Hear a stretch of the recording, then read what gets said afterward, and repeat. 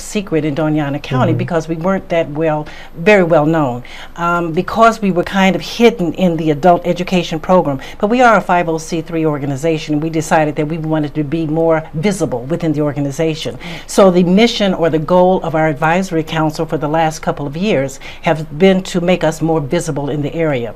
And we've done that through the work of Jackie, who was our former public relations person. She did an outstanding job. And through interviews, opportunities to speak on television like today, or radio and newspaper articles, we got the word out. Primarily what we do is our job is to assist adults to read, write, speak English so that they're functionally literate within the United States. Okay, that's a mouthful, so let me slow you down a little bit here. So we get a portrait. You're a national organization that's held locally here. Yes. You work through our local community college. Margie Huerta does a great job down there. Yes. And you have a lot of opportunities for reading.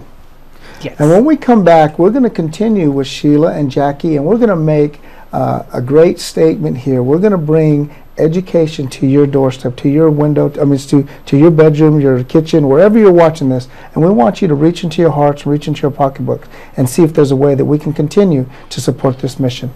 So here with the Literary Volunteers of Dona County, I'm here with Sheila and Jackie and our Executive Director, Gabe. We're going to take a few minutes for a commercial break, and we'll be right back.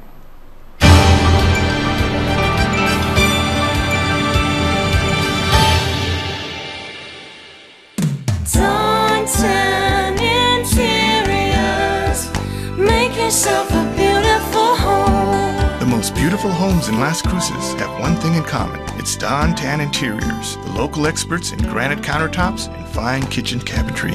When it comes to home improvement, think Don Tan Interiors. Don Tan Interiors. Make yourself a beautiful home. Welcome to La Buena Vida Women's Club, located away from the crowds but close to home. Come in throughout the day for Jazzercise, the world's dance fitness leader for nearly 40 years. Treat yourself to a relaxing massage, or unwind in the lounge area or outside on the balcony with friends. La Buena Vida Women's Club, located and designed with women in mind.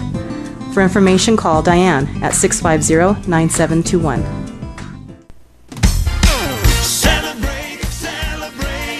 Fiesta Motors. Come and see us today and discover why our service is second to none. In business for over 17 years, we have the right car for you. When you buy a vehicle from Fiesta Motors, we do everything possible to ensure your satisfaction. Located at the corner of El Paseo and Main. See you there. Celebrate Fiesta Motors, where buying a car is always a celebration.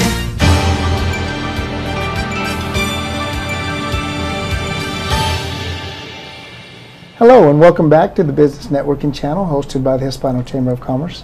And we left at the break talking about some very important issues with the adult basic education.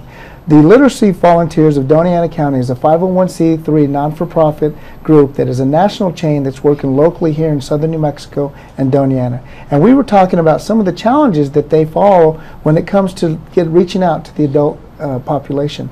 And Jackie, you were just talking a little bit about some of the challenges you have, and we want to solve that and talk to our members about that. Can you kind of elaborate a little bit on those? Yes, I'd be happy to.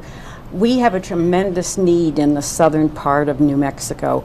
Dona Community College has a branch in Anthony, one in Sunland Park, one in Chaparral, and another one in Hatch.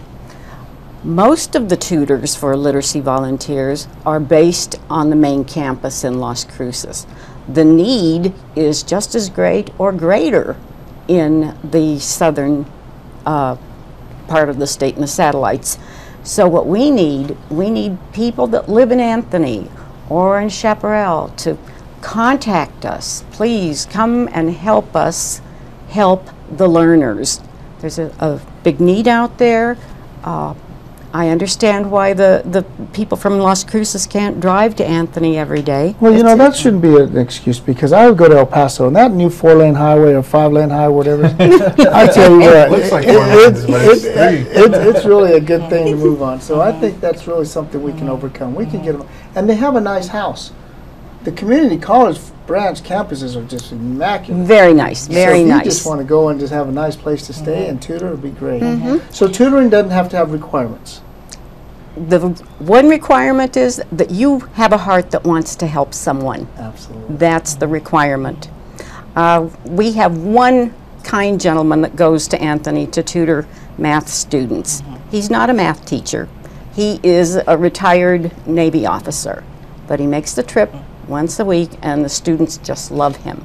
So Jackie, you said it's about once a week that the tutors actually go out there and work with the students? This one tutor goes once a week because he's so tied up at the main campus. But we'd love to have you come a couple of days a week if anybody out there. You can accommodate a busy schedule for Yes, somebody that indeed. really wants to that's help, but great, they yeah. might not have the flexibility that other folks have. You can Yes. accommodate that. I'm not sure that we have clarified what the Literacy Volunteer Program is all about. tell us what We it is. are an organization of volunteer tutors, and I want to make sure that it's a free program. The tutor training is free. The program itself is free to the learners. We are housed in the college, which makes it more convenient for a number of people to get to the campus. But I want to emphasize that we offer a free service to people who are in need of wanting to read, speak, write English better. Now, our training is in basic training, so many of our learners are working towards their GED. But we also have a segment of our program where we tutor learners who either want to read, speak, or write English, and we call it our ESOL, or English as a Second Language type of program. And many of our learners, maybe a third of them, are there for that purpose. So it's a mixed bag. It's for those who are looking to get their GED, as well as those who are learning to read, speak, or write English And I better. think, Sheila, that is such a very important point. We were talking, and Jackie, you had mentioned, and Sheila, both of us up before the camera started rolling. You know, we live in Las Cruces in the southern New Mexico, Hispanic culture, and we have this assumption that because we have such a large Hispanic population, that that's all we do here. And I think, Gabe, from the Hispano Chamber, you get that comment a lot. Do we have to be Spanish? Do we have to be Hispanic? In this adult program, you teach a lot of Asian. Yes. You teach a lot of different cultures that come in, and the primary purpose is for someone who doesn't have a strong or weak understanding of the English language is to be tutored. Yes. So you don't have to have a prerequisite to know Spanish or No. to know German. You Not just at know all. Absolutely that you not. want to teach and work on it. And I think that's a good point to Yeah. be made. One of the things in terms of why we do this, or why the adult literacy program is so important, there was recently a literacy conference held a couple of weeks ago. Out of the 30-plus literacy-related organizations, Literacy Volunteers of Dona County was the only adult literacy program. So that puts us in a very unique position. correct. And the reason that we have this need is that the statistics are startling. When you think about the fact that locally, 50% of the people in Dona County are reading at the 4th grade level or below. And that includes professional people. Yes. Wow, yeah. On a bigger scale, 25% of the people in New Mexico, in the state of New Mexico, do not have a high school diploma. On a national level, it's not just unique to New Mexico. That's right. On a national level, there was a statistic, and I can't remember the source of the statistic right now, but 75% of the unemployed people in the United States are reading at the 4th grade level or below. And you know, that's so disconcerting because we have free education, you would think. And you could point the fingers any way you want, politicians, the home environment, the fact that the world's coming to an end. I mean, we have all these things that people want to place the blame on. Yes. And we need to have solutions, and you guys provide solutions. One of the statistics that I found very interesting on your website was that 60% of inmates are Yes. illiterate, and that 85% on a national level of juvenile delinquents have reading problems.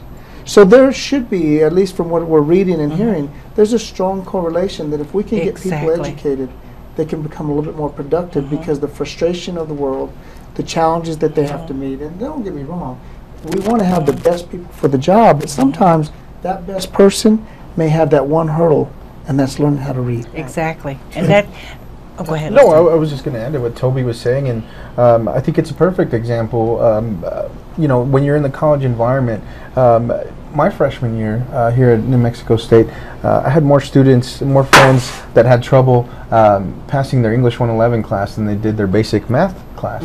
And even now, you know, 5-6 years down the line, I have engineering and mathematics graduates who are looking for a job that need help writing cover letters.